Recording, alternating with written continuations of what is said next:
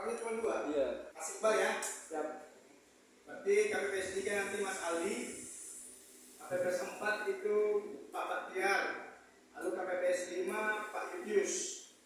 KPPS 6 itu Pak RT, Pak Sayyidus Tinambunan. Lalu KPPS 7 itulah Nona MIK. Lalu Pamsum 1 itu Bang Al-Fajri. Siap.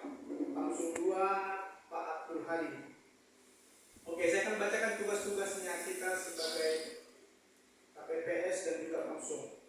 KPPS 1 itulah saya sendiri sebagai ketua. Itu tugas saya memimpin rapat pemungutan suara, memberikan penjelasan mengenai tata cara pemberian suara nanti kepada warga yang akan memberikan suaranya pada TPS, serta menandatangani surat suara dan memanggil pemilih, juga memberikan surat suara kepada pemilih sesuai jenis pemilihnya.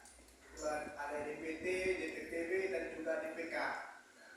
Nanti kan beda dia, kalau DPT dia mendapatkan 5 suara, 5 surat suara.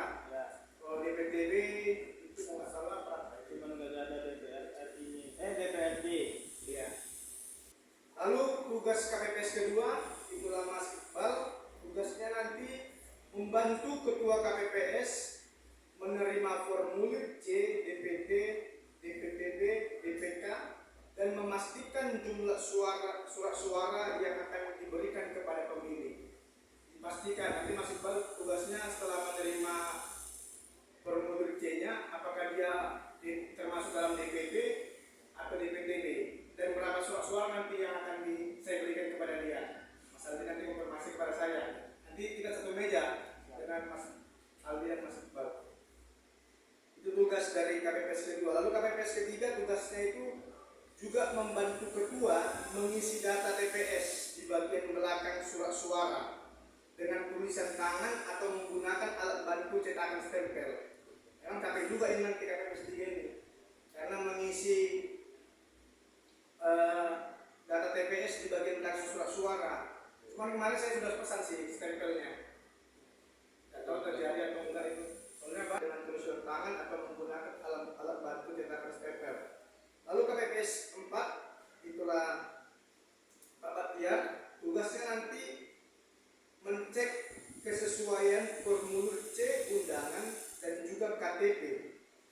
Juga dipastikan dia status pemilihnya DPT, DPTB atau DPK. Jadi nanti duduknya Pak Baktiar sebarengan dengan Pak Yudius satu meja. Dan posisinya Pak Baktiar dan Pak Yudius itu di meja pertama setelah pintu masuk. Jadi waktu datang warga dibantu oleh Pamsum 1 memandu masuk dari pintu masuk. Setelah masuk dari pintu masuk, yang dijumpai pertama sekali itu Pak Baktiar dengan memberikan formulir C undangan itu dan juga KTP-nya. Nanti Pak Baktiar memastikan ini benar-benar enggak dia tinggal atau berdomisili di sini. Kalau tidak benar-benar seperti yang kemarin tidak protes itulah jangan dikasih. Tapi sekaligus di situ daftar ininya. Ada yang tidak terhadirnya nanti. Apa di Maret ya? Pada biasanya itu nanti ada di dalam satu lembar nama-nama yang sudah ada di TPS 1 kita ini. Oke. Sesuaikanlah itu nanti dengan surat undangan dari mereka. Tinggal komplain kita. Nama ini misalnya, biar dia di dalam daftar itu kalau ada komplain. Itu kalau andai kami misalnya, oh saya kelupaan Pak tadi undangannya di rumah. Kalau gitu minta KTP-nya. Ada enggak nama hasil KTP yang terdaftar memang di dalam DPT itu? Nah itu tugasnya KPPS 4 itu. Memastikan dia sudah bawa KTP dan juga surat undangan tadi. Nah, lalu KPPS 5 itu Pak Yudius tugasnya memberikan surat absen tadi yang dibilang oleh Pak RT dan menyuruh pemilih sebelum dia masuk ke dalam TPS untuk mengisi terlebih dahulu daftar hadirnya. Jadi setelah dari Pak Baktiar dikasihlah surat undangan itu dan KTP sama Bapak, lalu Bapak carilah di mana namanya dan suruhlah mereka tanda tangan di namanya tersebut sebagai daftar hadirnya.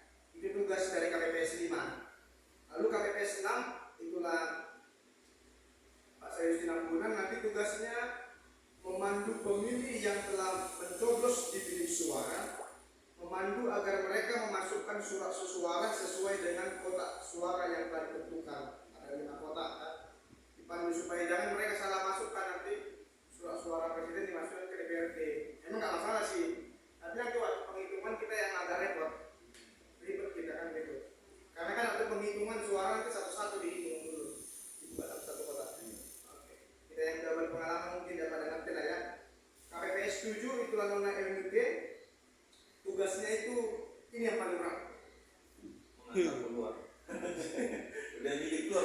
Bukan, mengantar keluar itu tugasnya langsung. Ini yang paling berat. Harus dipastikan sudah bertanda Oh iya. di jarinya, sudah ada tanda jari. Nah, Terakhir. tugasnya Pak Bakdir tadi juga memastikan waktu mereka mau mendaftar itu belum ada tandanya. Ya, belum ada tanda, dipastikan di depan tadi lihat jarinya belum ada tandanya. Nah, kalau non Indonesia memastikan sudah dikasih tanda dia. Kan orang di sini rata-rata bengkel. Soalnya ada oli. Beda Pak warnanya. Nanti tintanya warna biru Pak. Kan beda tinta Pak. Kalau warna hitam nanti ditipuin nanti orang bapak. Tadi saya tinta hitam. Jangan percaya ya. Oli itu. Oke, jadi saya sudah sampaikan tugas-tugas dari ke-7 KPPS. Nah, tugas dari Pamsung ini saya bacakan.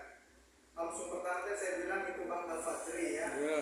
Tugas Pamsung pertama itu waktu warga datang ke lingkungan TPS, sebelum warga tersebut masuk ke dalam pintu TPS, terlebih dahulu dituntun dulu warga tersebut untuk melihat papan pengumuman. Kita buat papan tulis nih. Ya. Papan tulis ini kita tempelin daftar DPT, DPTB, DPK. Daftar DPT doang yang tempelin. Sama daftar pemilih tetap yang ada di domisili di RT 01 ini. Ya. Jadi sebelum mereka masuk ke pintu, dipastiin dulu mereka sudah melihat. Ada nggak namanya gitu ya? Iya betul. Lalu dipastiin dulu mereka sudah melihat siapa-siapa aja anggota DPR yang tercantum di situ. Supaya nanti dia nggak bingung-bingung waktu di bilik suara, nggak lama dia. Iya. Dia udah hafal dulu. Yang mana nih yang mau gue pilih nih? Tapi abang jangan bilang pilihnya aja. Hanya memastikan mereka sudah melihat siapa-siapa calonnya yang harus dipilih. Gitu. Iya. Setelah mereka melihat papan pengumuman, lalu memastikan mereka untuk memasuki pintu masuk TPS dengan tertib dan juga mengantri dengan baik, dan memastikan mereka masuk terlebih dahulu menjumpai meja KPPS 4 dan 5 supaya dicek formulir C-nya dan KTP-nya. Dan juga satu lagi tugas dari Pamsung 1 memberitahu kepada warga yang akan memilih supaya nanti ketika mereka berada di bilik suara tidak membuka handphone. Nggak boleh foto-foto.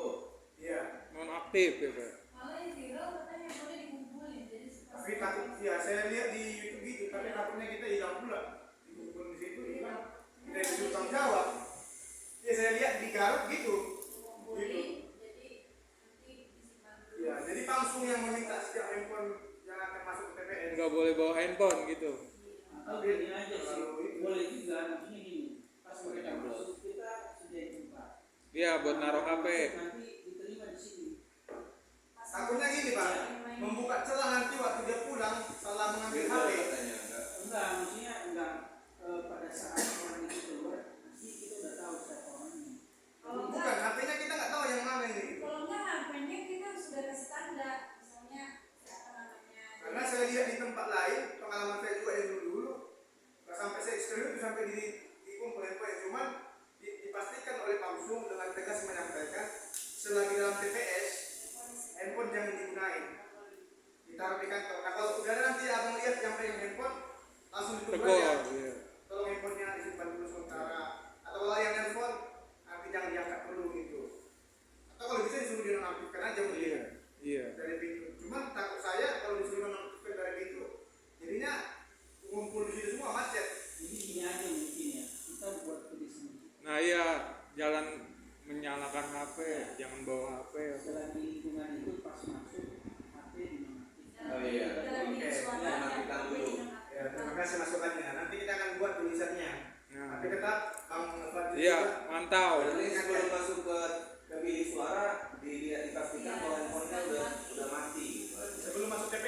Iya. Sekaligus juga nanti kita kan pakai mic. Ini juga diumumkan perlu jelas kalau nggak perlu membaca. Mohon HP masuk bilik diaktifkan. Saja. Ya, biar jelas dengar. Cuman kan warga nggak sekaligus datang ya membelinya. Ya, satu-satu kan. Maksudnya kalau kita lihat misalnya mereka mau apa, tapi Kalau enggak ini aja nggak boleh ngeluarin HP, udah gitu aja. Iya. Iya kan? Kalau nggak ngeluarin HP kan dia udah nggak bisa ngapa-ngapain. Tugasnya Bang Alfat Iya. memastikan Iya. supaya mereka tidak menyalakan HP. Untuk menjaga ini juga politik uang itu tadi, mungkin kan ada aja nanti serangan pajak, pokoknya lu foto. Nah, yang iya akan itu. lu download, lu dapat 100.000. Tapi kalau saksi memang harus itu HP-nya. Karena nanti setelah Oh, dia nyoblos. bukan setelah dihitung suaranya kan ada namanya formulir hasil salinan. Enggak, bukan saksi, orang yang masuk bilik suara gitu. Pemilihnya. Pemilih Jadi yang kalau memang sudah selesai tinggal penghitungan, semua menunjukkan apa nggak apa-apa. Jadi nanti kita putuskan lagi, kan sebelum pemungutan suara itu nanti kita rapat. Jadi kita putuskan di situ rapat bersama bahwa orang yang masuk ke bilik suara wajib mematikan handphone. Gitu. Jadi kita putuskan di situ. Maka nanti itu kita umumkan sesuai hasil rapat KPPS tadi. Kita buat peraturan seperti ini gitu. Itu kita sampaikan kepada pemungutan suara. Nah, selanjutnya ini poin yang terakhir, tugas-tugas KPPS pada saat penghitungan suara.